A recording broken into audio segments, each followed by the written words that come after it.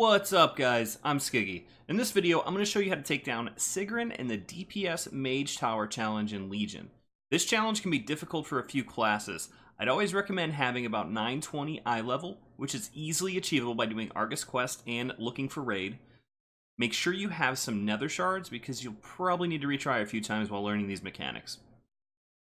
Before you even come in here, you'll need to be prepared by getting a few things. Bring your appropriate class flask, best class food, defiled augment runes, prolonged power potions, and whichever drums are cheapest on your auction house. Get plenty of each of these because you may be here for a while. You'll also want to download the deadly boss mod plugin for the Mage Tower called Challenges. In this challenge, Sigryn and her Vicryl friends are beating down Odin's door for some reason, and since he's our frenemy, we're here to help him out. Now this challenge is unique in the sense that it only has one phase. The abilities are the same throughout the whole fight, so you just have to know which ones to watch out for and how to handle the different combinations that get thrown at you. We have 3 mobs in this encounter: Sigryn, Jarl, and Faljar. They all have a few different abilities that fall into a priority list, and some will surely one-shot you. First up is Sigryn. She has 3 abilities. The first is her normal attack, where she throws a spear at you and leaves some green stuff on the ground. Stay out of the green stuff when you can. I didn't ever attempt to put it all in one place, and it doesn't really matter that much and can mostly be ignored. Her second ability is called Dark Wings. This is one you'll have to watch out for. She puts up a wall of Valkyrs that have a gap in it. You have to position yourself to be in the gap before they rush towards you. This one can be hard to see, so watch for the cues. You can also set your deadly boss mods to do something real annoying. Sometimes positioning yourself in the gap can be tough. It looks like you're there, but you really aren't, and you end up getting hit, and it could cause a wipe. I started to look at the lines on the floor and lining myself up with those, instead of looking at the hole.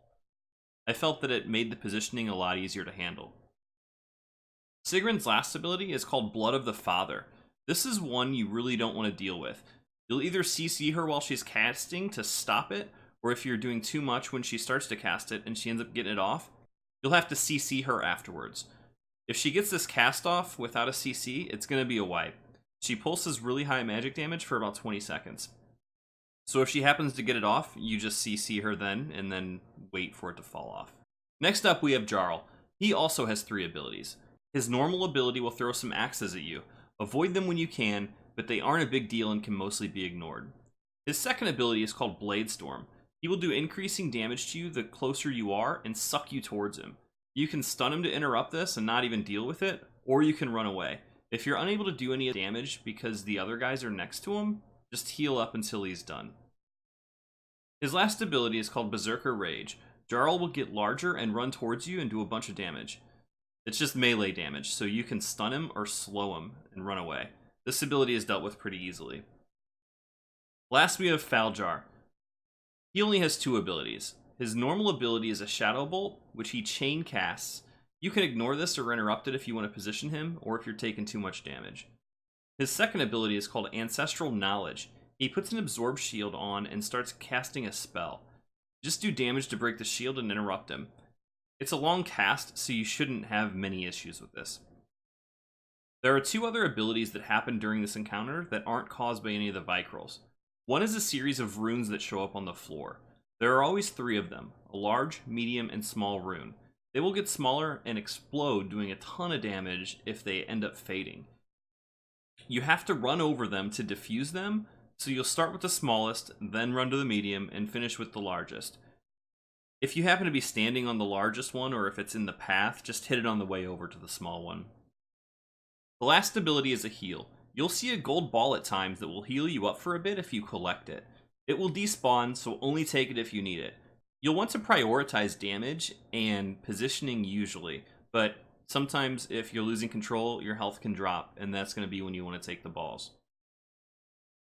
Okay, so these are all the abilities. Now how do we manage them? At this point, you can probably stack everyone up and AoE them down.